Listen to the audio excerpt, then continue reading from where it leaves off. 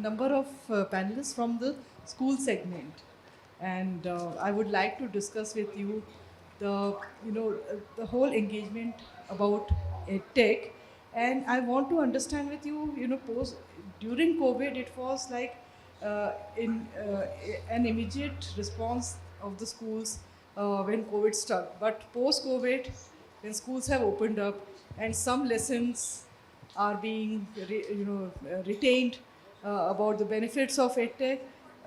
I think there would be a lot of analyzing going on about what to retain and what not to.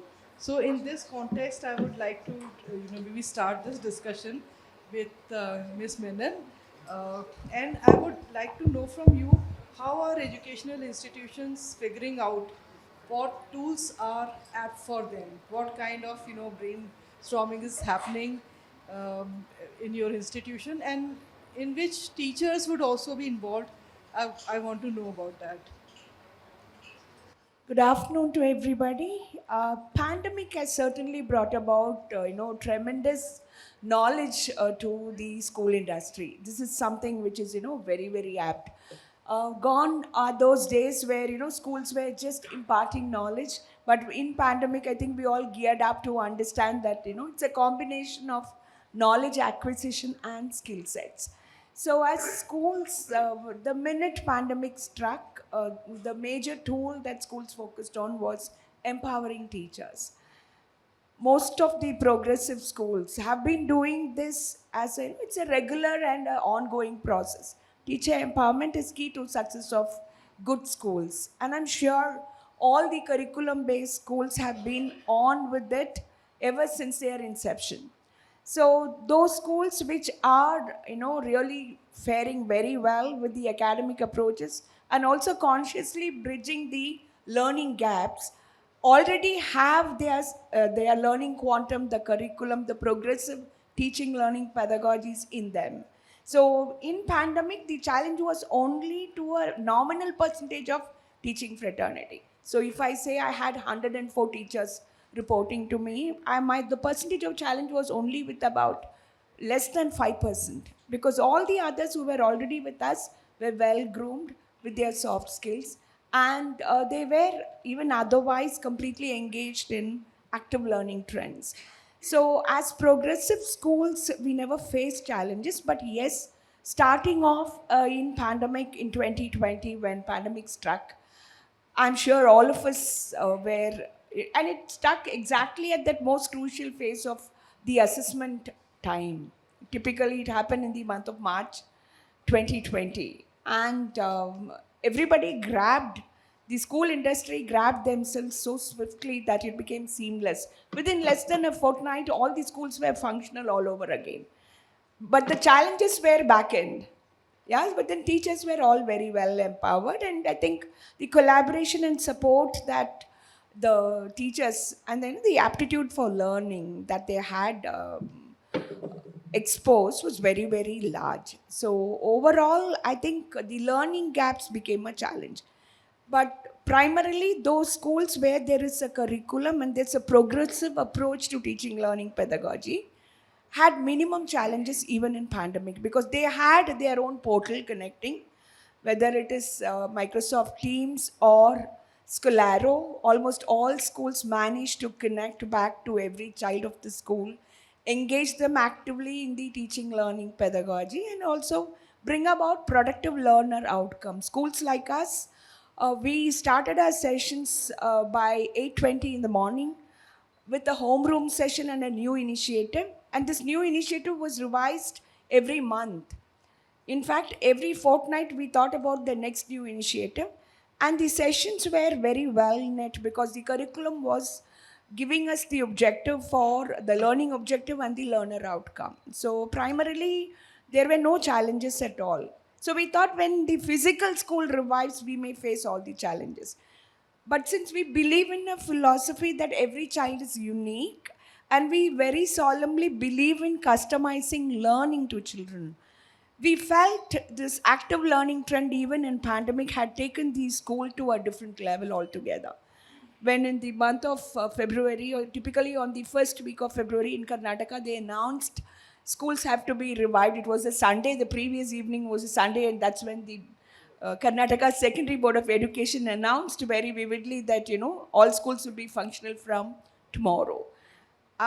We spanned it out in such a way that children of different levels come at different dates within a stipulated given time of maybe about 7 to 8 working days. And when children came back, in fact, most of the kids in the EYP sector were seeing the school for the first time. But despite the fact, the cordial environment and the conducive ambience with which the classes happened, the virtual classes occurred, that really bridged all the gaps. Children already had that second home feel in them when they got back, and settling down in school, it hardly consumed 2 days. Learning gaps, there were skill gaps, which consciously we run performance enhancement programs and bridge the gaps. Thank you. Yeah. Mr. Jacob, what has been your experience about creating that kind of infrastructure where all the students would have the right access to the new age tools, and during COVID and after COVID, what transition has happened in your institute? Okay, good afternoon, everyone. I come from the farthest place, Sikkim. I'm based out of Sikkim, where we manage a school for the government of Sikkim. But having said that, I was an army man, and I took over in 19. And first academic session, we had this COVID pulling us out. But I think adaptation is the best quality of a human being. I mean, we have evolved as the best species or top of the food chain only because we've been able to adapt well. And I think that went on well. So before COVID, yes, we had very low technology permeation. After that, it's been phenomenal. But having said that, this edtech companies, how has it made our life different? That's something which I like to address. First thing, it has removed the mundane jobs from the teacher's lap. For example, making a lesson plan today, edtech companies gives you solutions. It gives you, if you have it combined it with ChatGPT, a simple lesson plan, including the questions, leading questions, and summarizing questions. All that mundane thing which should take an hour or two for a teacher now comes in 15 minutes flat. That's a big change edtech companies have made. Second is the knowledge what was earlier available on your desktop at homes or maybe in your offices is now available live onto the screen. So if you have a good edtech company, he provides you a solution. I want to teach the parts of the flowers. And you click and you have the part of the flowers in all dimensions and a 3D version swinging. So that has changed, changed the way we can access knowledge, which earlier could take much longer. It could be as now done in a very small instant in the classroom to the child. Now, here you must know this, a large number of our children do not have access to this kind of internet connections and all those facilities. So in the classroom, if you provide it, it gives that child a huge platform for further growth and building upon it. When he or she goes back home, chances are very high that the child does not get the opportunity to go and surf the net or go into AI, considering the certain backgrounds of the finances and the remote locations that we have in Sikkim. But school provides that platform, and edtech companies do help us in this thing. The third area, which is big difference, I found is the assessment system. For example, we've hired a couple of companies for setting periodic tests. They come up with questions which is set by absolutely ingenious youngsters sitting in a room, possibly with no experience of teaching actually, but they're very unbiased questions, thought-provoking, and very, very fundamental questions. What has happened is, now every child likes to score, so he or she prepares well. More than that, when the results go bad, the teachers suddenly have realized that they need to adapt their way of teaching to ensure the fundamentals are taught more rather than the earlier rote learning and your definitions and all that stuff, which otherwise used to take away a lot of energy from the child. Today, the child is child is being taught by teachers who have learned, look, if I have to get my child to score more, I need to adapt my way of teaching. So I think, this has been the biggest change that we have had, at least in my school, where we when we adopted the technology and the technological firms which provides EdTech, these three fundamental changes have made a big difference in our school.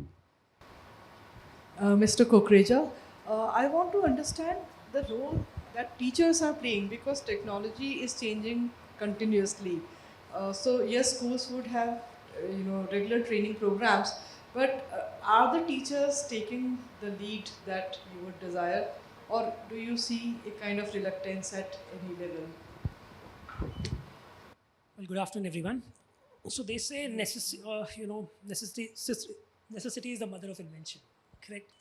And I think COVID made it necessary for teachers to adapt. So the entire adaptation that two of my fellow speakers have talked about, um, the reluctance. I mean, I'm talking about pan-India level, of course, that was there, right? We were always scared and wary of technology. I have been a part of a lot of such conferences before pandemic and after pandemic too. Um, and I've seen a significant change in the way people have transformed and the way people have started looking at technology.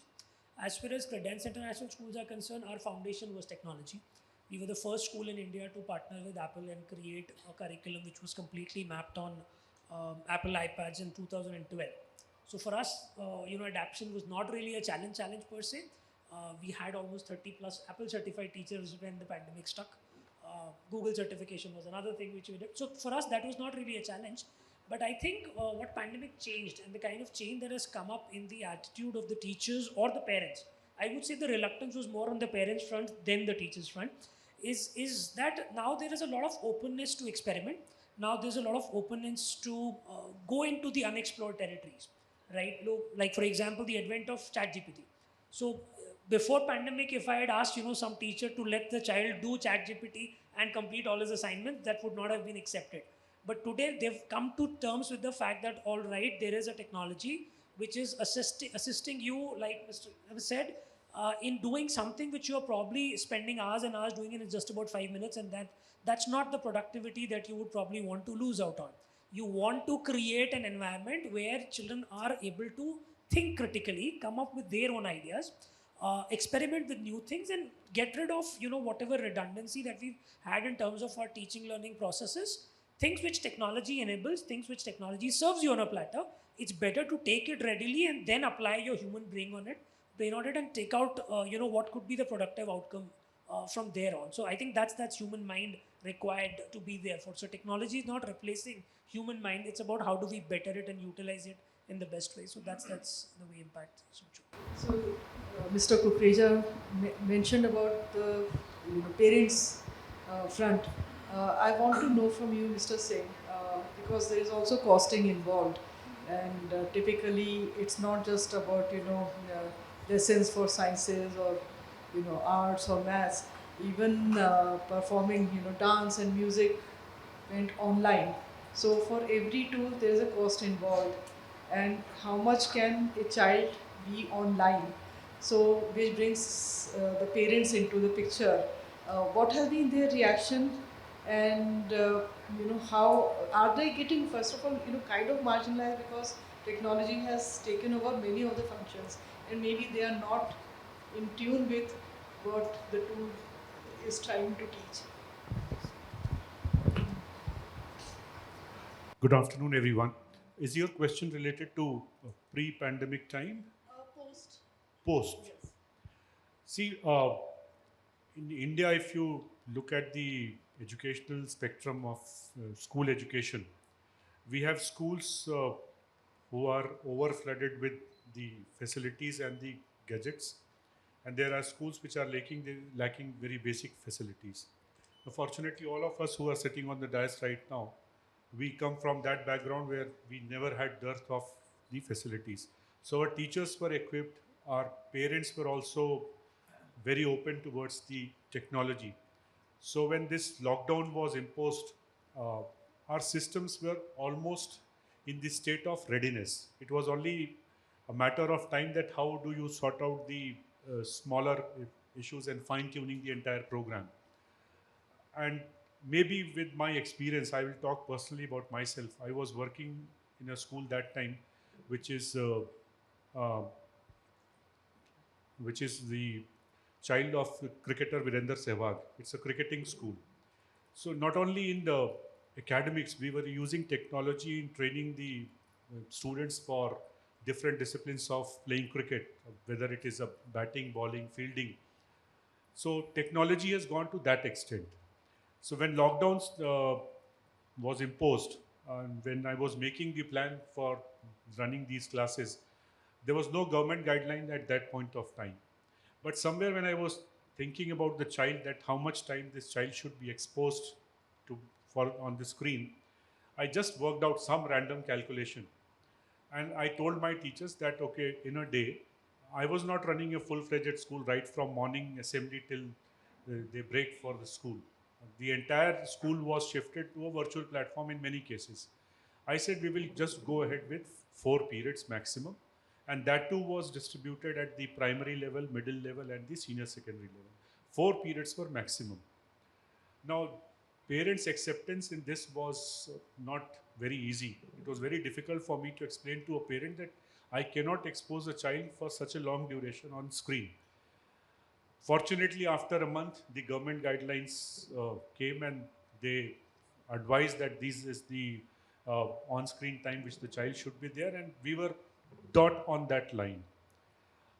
I, I don't know whether it was God's blessing or something, something clicked, and slowly parents accepted it. We even conducted our assessments, and I'm thankful to the edtech companies.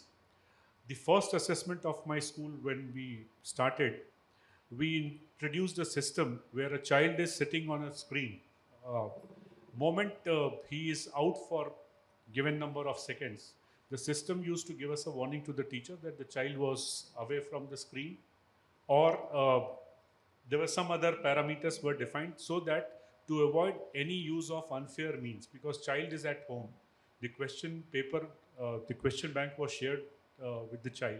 We used to reshuffle the questions from the question bank, so that at same point of time, if 30 students are taking that test, everybody will be seeing a different question, so that they cannot talk to each other. Otherwise, there is a screen which is open in front of me, and I can always discuss the problem over the phone. So we avoided all those issues right from our first assessment, which we conducted sometime in month of July. So technology certainly enabled, empowered the school education system. And as it was mentioned in the morning, the buildings were shut, but the schooling was always on. Thank you. Ms. Chaturvedi, so what is the kind of expectations that schools have when maybe onboarding edtech platforms? What kind of thought process goes into that? And do you also maybe consult the teacher teaching fraternity, the parents, and how do you finally come to the conclusion that these are the tools that would be of use for students? Thank you for your question. Before I respond to that, I would like to thank Business World for inviting us all here as panelists. And I represent the Scindia School Gwalior.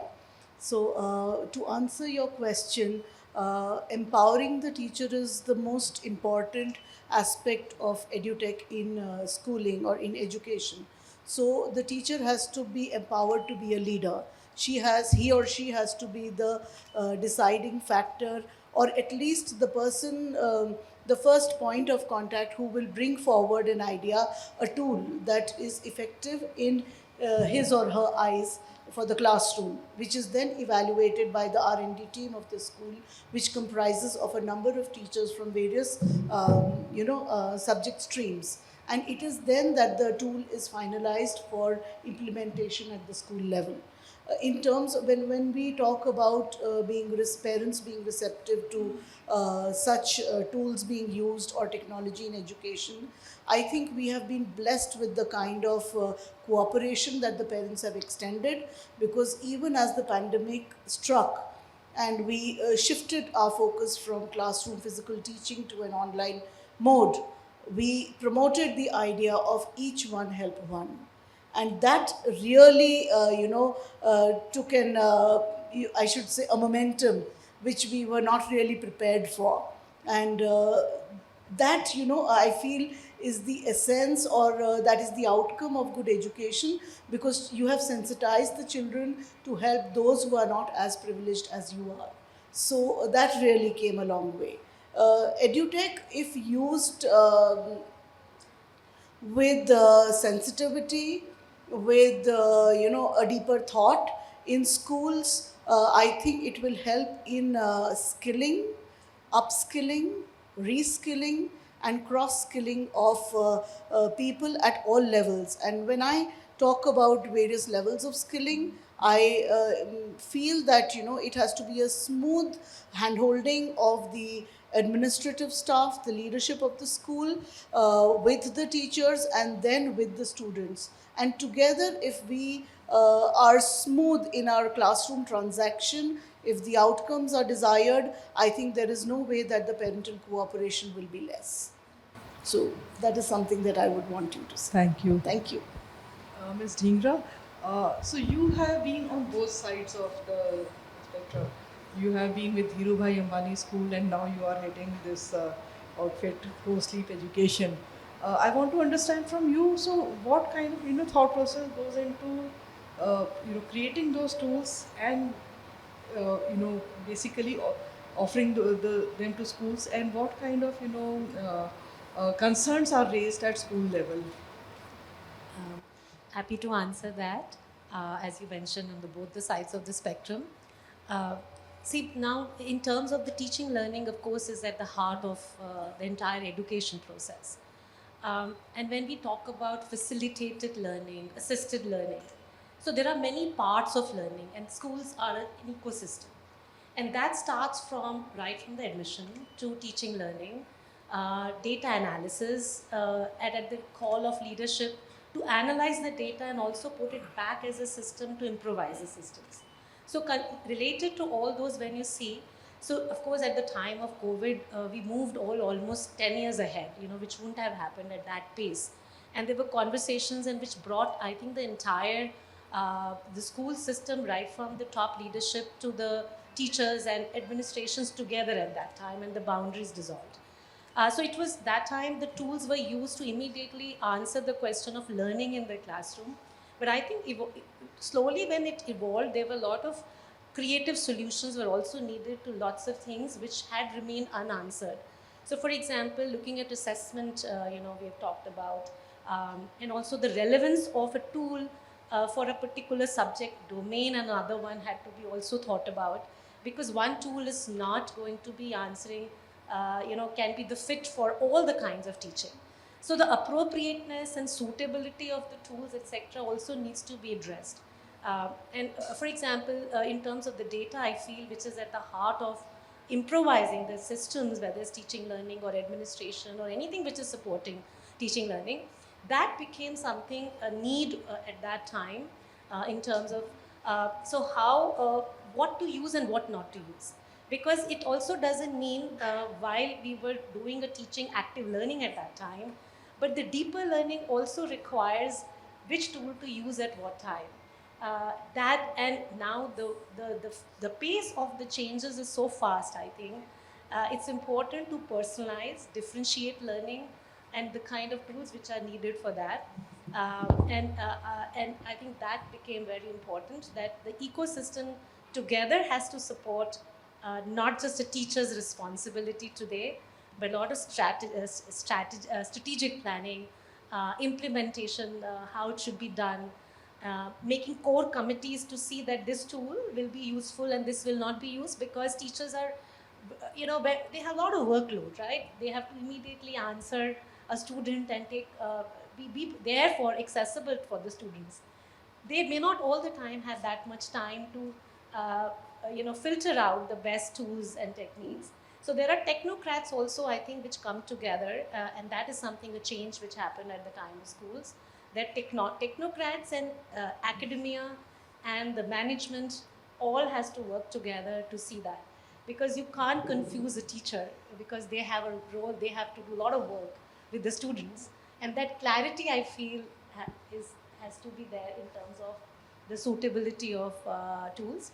And of course, this was one of the things which, when we were part of the, at the part of the schools, But now being on the other side of the spectrum at the part of CourseLeap education, where we have addressed at the time of COVID itself, I remember, because I have been the part of the International Baccalaureate Higher Secondary Education as the Director Academics and Head of MAP. And some of the things which we saw, students were expected to do research, for example.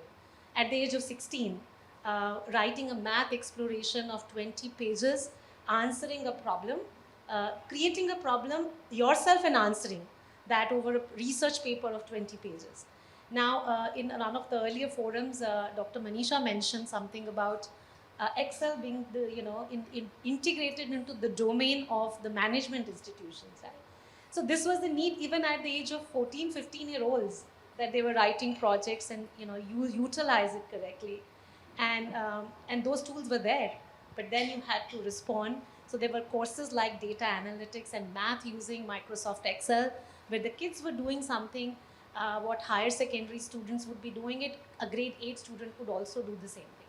So I think the progress became much faster by identifying what you need.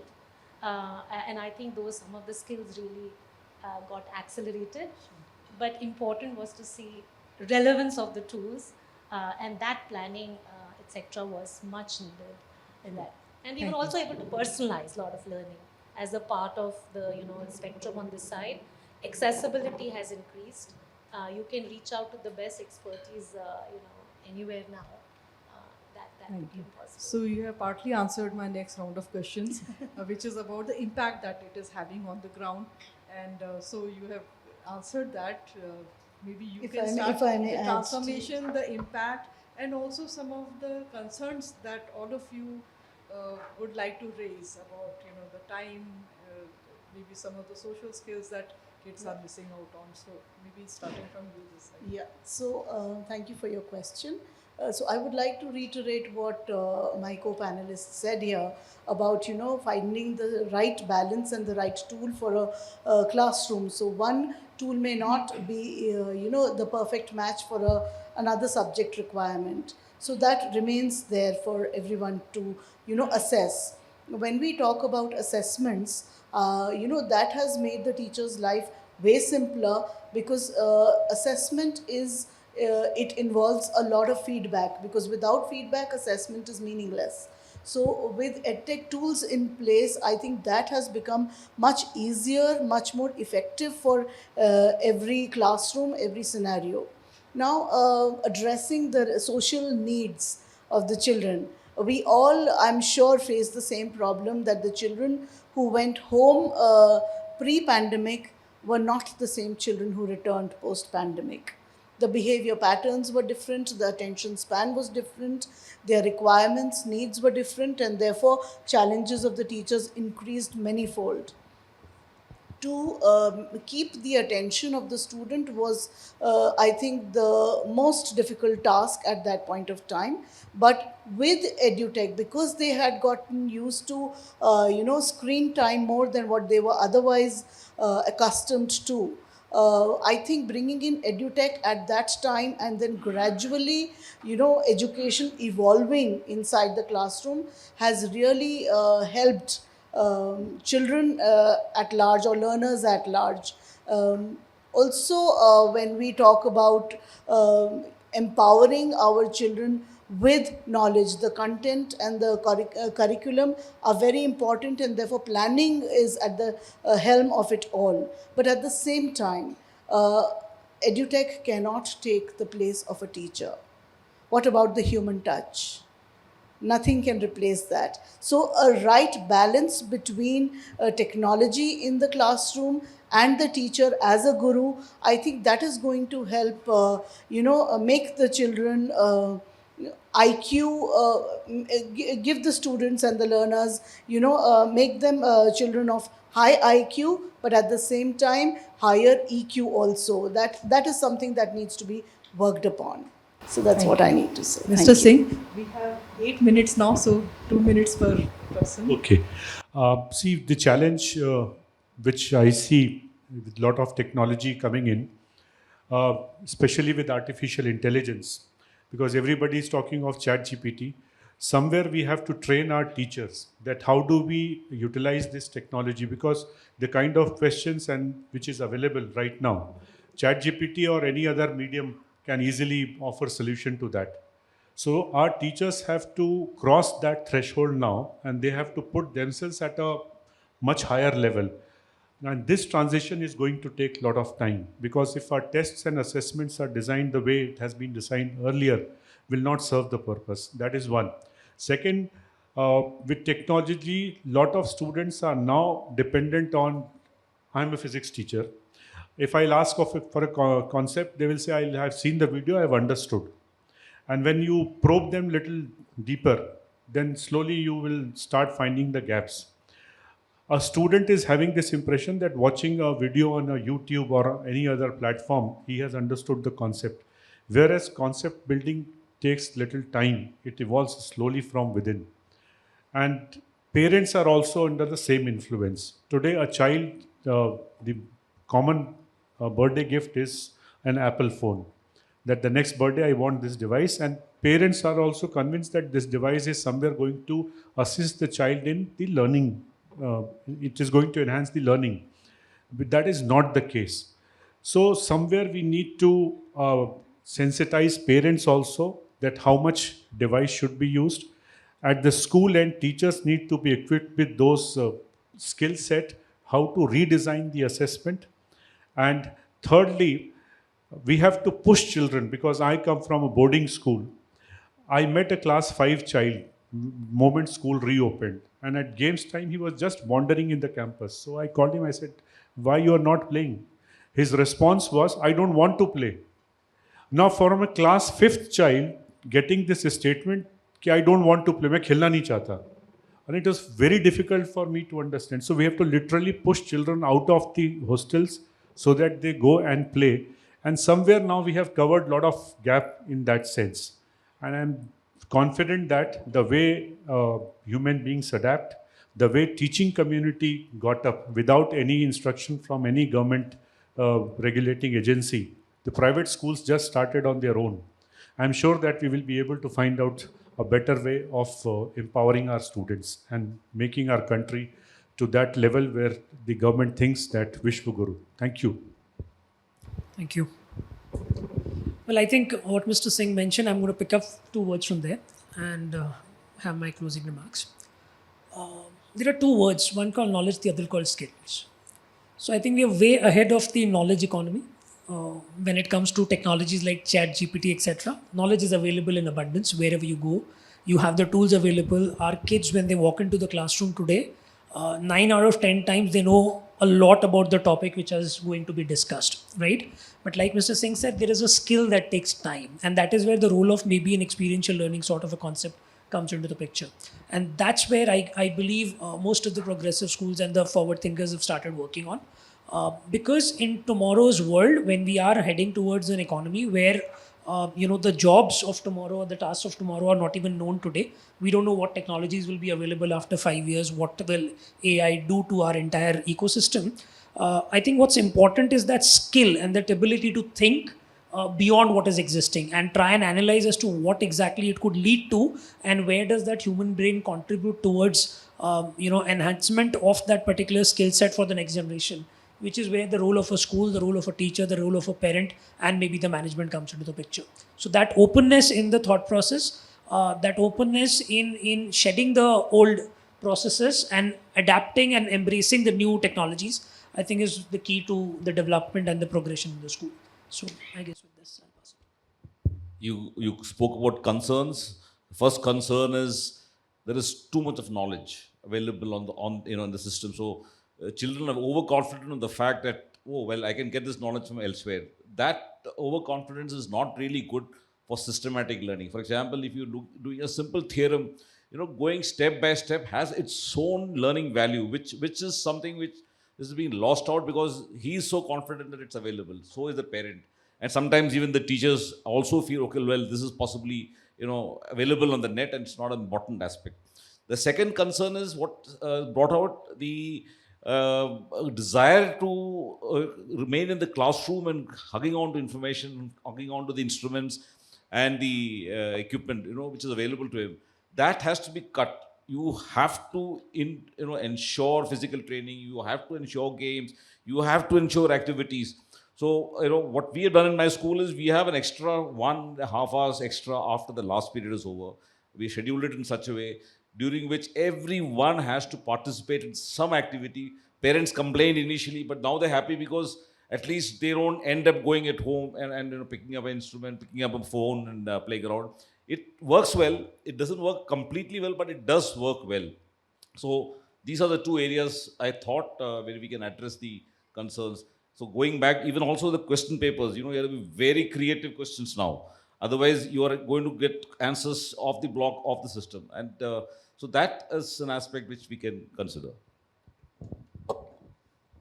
Thank you. I think I would want to supplement and complement Mr. Kukreja's words, because if we talk about learning and if we try to define learning, learning is nothing but acquisition of knowledge and skills. And we should also consciously add the values and attitudes.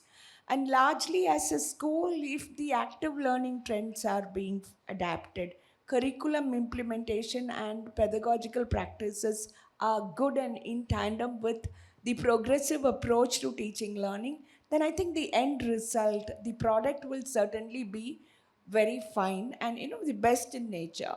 So here again, I think a lot of focus has to be not just on imparting the knowledge, but also consciously integrating technology and building up their skill sets of logic, reason, analysis, application, and also synthesis. Because whenever we talk about a child and the developmental milestone, we always connect and very realistically say that the cognitive developmental milestone and the physiological developmental milestone should align together to have optimum learning. And the curriculum in most of the levels are age appropriate. It's just the focus that is towards the academic implementation on any given day. So I think curriculum and the implementation of academics should become the focus area. Whether we integrate technology or we bring about higher order thinking skills, it's essential that we consciously focus on optimizing the potential in every child. So as schools, if we, the morning sessions were so very insightful, and I really felt if as school educators, if we are able to work hard with that percentage of passion, dedication, and commitment, the end result would be extremely productive. Children will be very happy souls learning very, very effectively. So if schools perform, then all the learning gaps we will be able to bridge. So I felt, we were discussing so much in the first half of the day, talking about the learning gaps, or rather the skill gaps. We were talking about what the industry needs are and what as higher education sector is able to offer.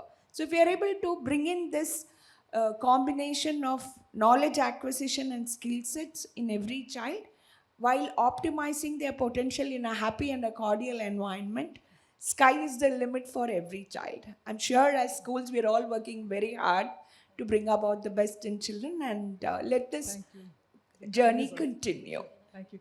Yeah, so I was coming to you, closing remark in 1 minute. Okay. I think the potential is still so much to do. It's not fully unleashed, I feel. There are many novel solutions which we have to find. Methodologies need to be impacted, not just the tools. Pedagogy has come to the table. And also things like, because the future is going to be also, one remark came in the beginning, from curriculum to careers, or specialists, right? It's journalists. One is the nature of the jobs is which is journalists.